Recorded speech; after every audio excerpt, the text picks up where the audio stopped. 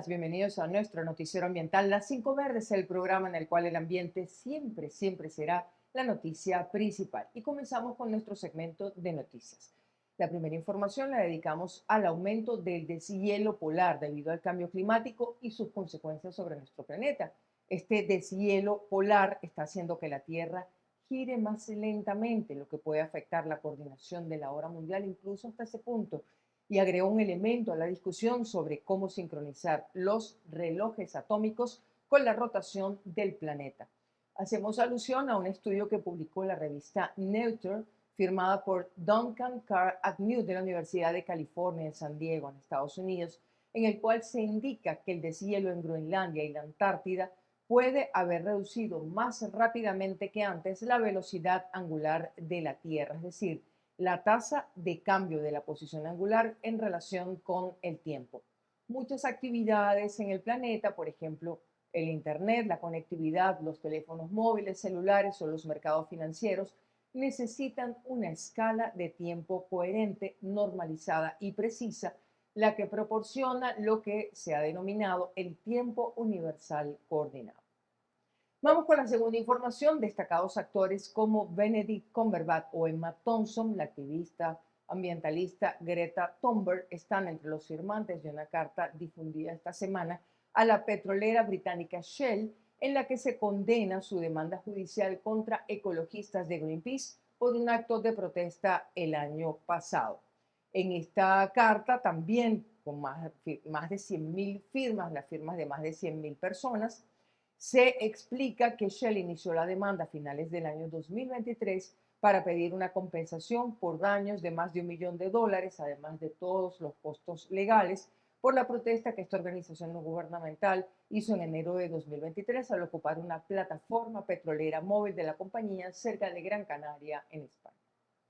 Avanzamos a la tercera noticia. El presidente ruso Vladimir Putin ordenó al gobierno de su país prohibir los vertidos de aguas residuales no tratadas en el lago Baikal, la mayor reserva de agua dulce del planeta. Esto lo informó el Kremlin en su página web. La orden presidencial, que forma parte de una serie de disposiciones adoptadas por el jefe del Estado luego de su informe anual sobre el estado de la nación, establece que esta medida debe ser implementada antes del próximo 1 de septiembre.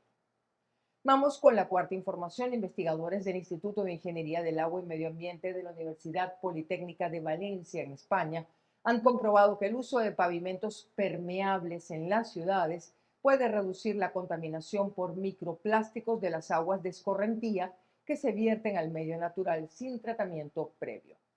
Habitualmente en las zonas urbanas e industriales, la superficie natural es reemplazada en la práctica, prácticamente en su totalidad, por pavimentos impermeables que cuando llueve actúan como vías de transporte de los contaminantes acumulados hasta el medio receptor, generalmente un curso de agua, un río.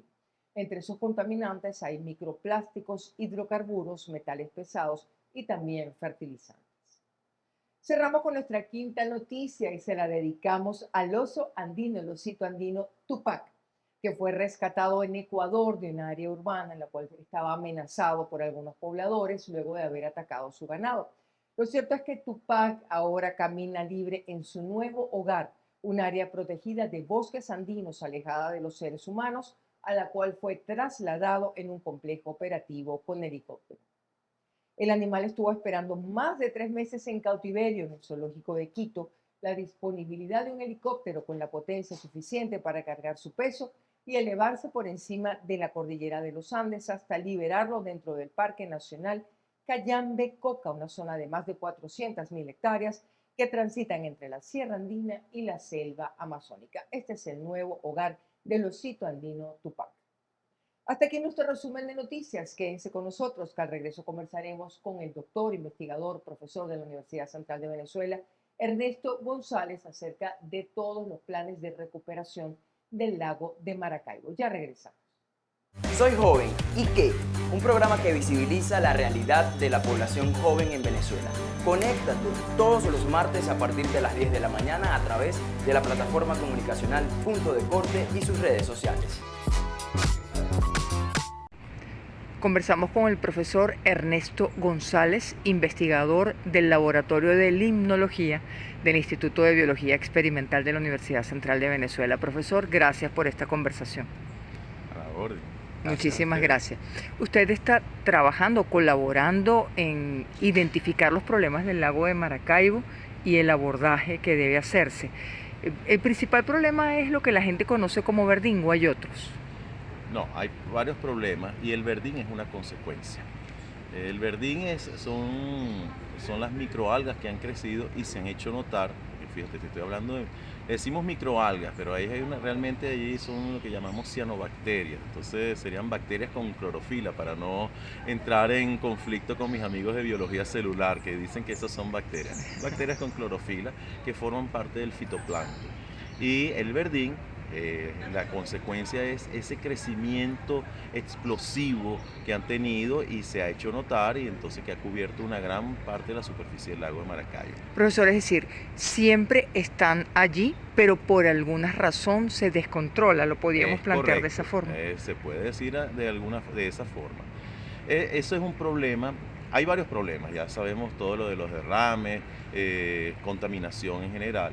Pero hay un tipo de contaminación que es la que tiene que ver con los nutrientes, básicamente nitrógeno y fósforo, que vienen de las aguas servidas, de las excretas. Entonces, todo eso tiene nitrógeno en forma de nitratos, nitritos, amonio, básicamente las sustancias inorgánicas, y en forma de fosfatos, ortofosfatos que llamamos. Entonces, el fósforo en forma inorgánica, que puede ser que es soluble, y las formas inorgánicas de nitrógeno, aunque hay mecanismos para que este fitoplancton los aproveche de las formas orgánicas, pero eso es otro cuento. Ahora, son problemas cíclicos, Sí. es decir, cada cierto tiempo se convierte en una crisis. Sí, bueno, lo que ocurre es lo siguiente: ese problema, que no lo hemos definido, es lo que llamamos eutrofización.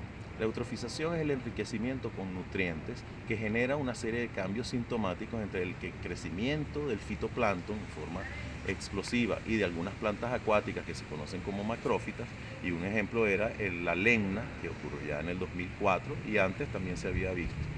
Y el fitoplancton, ese crecimiento, entonces, repito, el exceso de nutrientes genera un crecimiento explosivo, entre otras cosas, del fitoplancton, de las plantas acuáticas, y entonces aumenta la productividad biológica. Y son crisis cíclicas, es decir, el todos los problema años hay una crisis.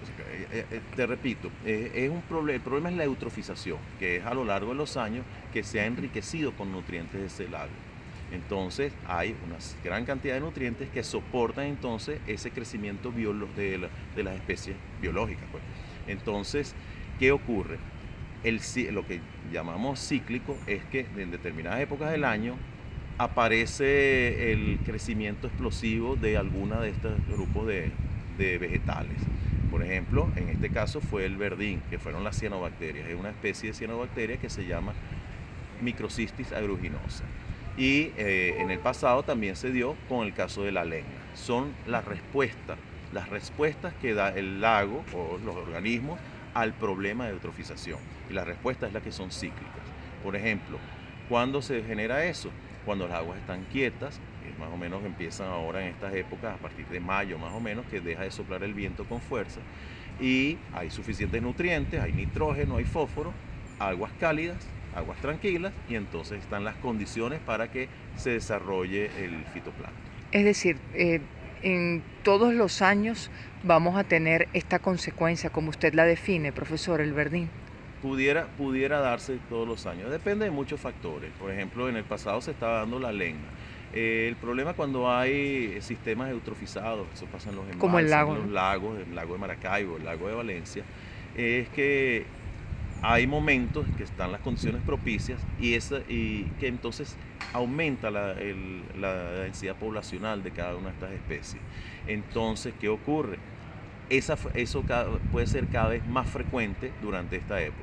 Puede soplar un viento, puede llover, puede dispersar a lo mejor, pero el problema es que como las causas que generan ese problema están allí presentes, entonces la frecuencia puede aumentar.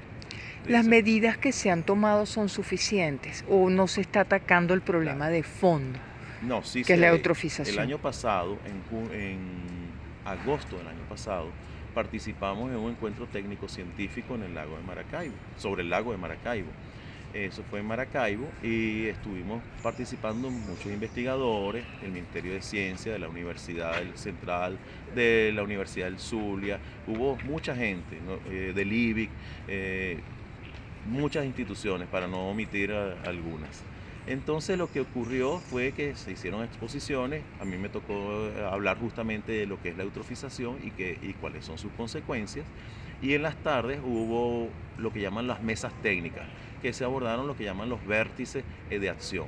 Uno de ellos es la parte de monitoreo, la aplicación de ciertas medidas. Una de ellas era justamente una importante que se activó desde ese mismo momento, que es la restauración de las plantas de tratamiento de agua servida, porque todas las aguas servidas prácticamente estaban llegando al lago sin tratamiento. Entonces esos son nitrógeno y fósforo que alimentan la eutrofización. Es correcto, es el problema. El gran problema también es que del río Catatumbo y otros tributarios importantes, pero básicamente del Catatumbo, llegan directamente toneladas de fósforo y nitrógeno al año. También tenemos toda la zona sur del lago de Maracaibo, que hay cultivos que vienen del piedemonte andino. Entonces, cuando fertilizan, la escorrentía se lleva al lago y toda esa carga de nutrientes. Esas son las más difíciles de controlar porque llegan de forma difusa, no llegan de una manera directa, como en un caso de un río o una tubería que descarga agua sin tratar. Esas son más fáciles, las que llegan de forma directa, son las fuentes puntuales. Y las fuentes difusas o no puntuales son las más difíciles de tratar porque tienes que trabajar un área grande. ¿Cómo pudiera ser? Bueno, una de las cosas que propusimos en ese encuentro era también generar unos cinturones boscosos que sirvan de buffer, de amortiguamiento, que absorban esos nutrientes que van en exceso que caen al por lago, la correntía, ¿no? y caen al lago.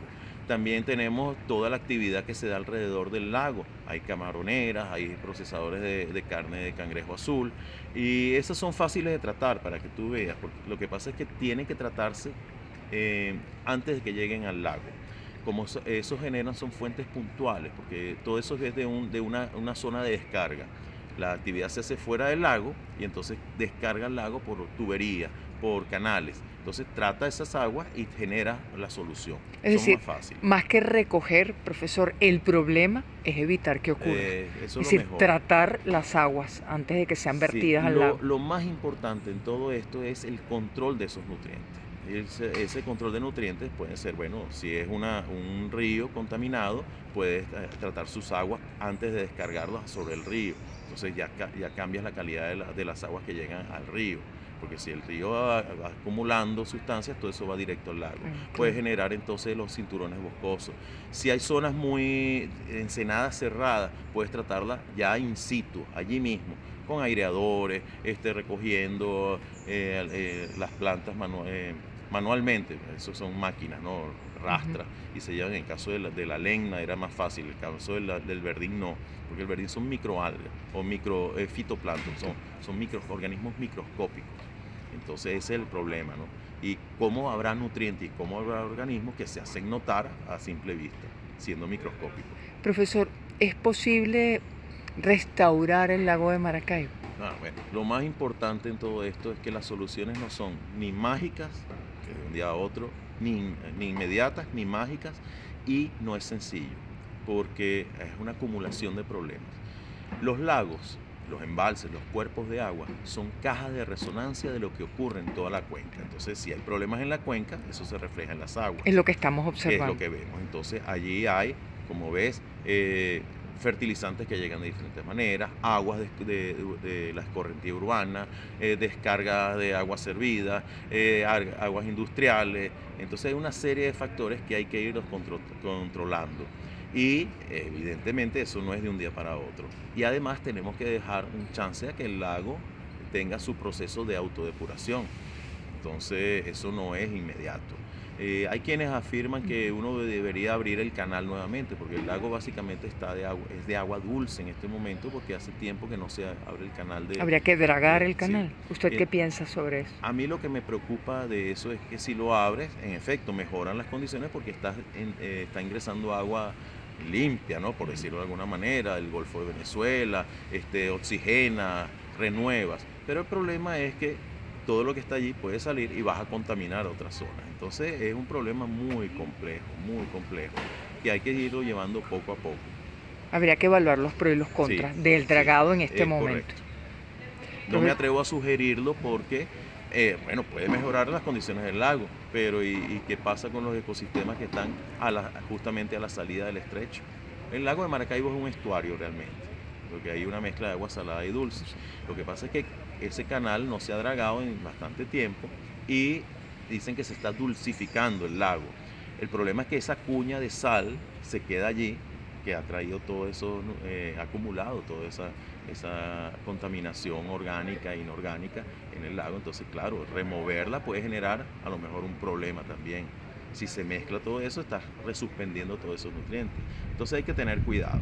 Y el caso del petróleo también genera problemas.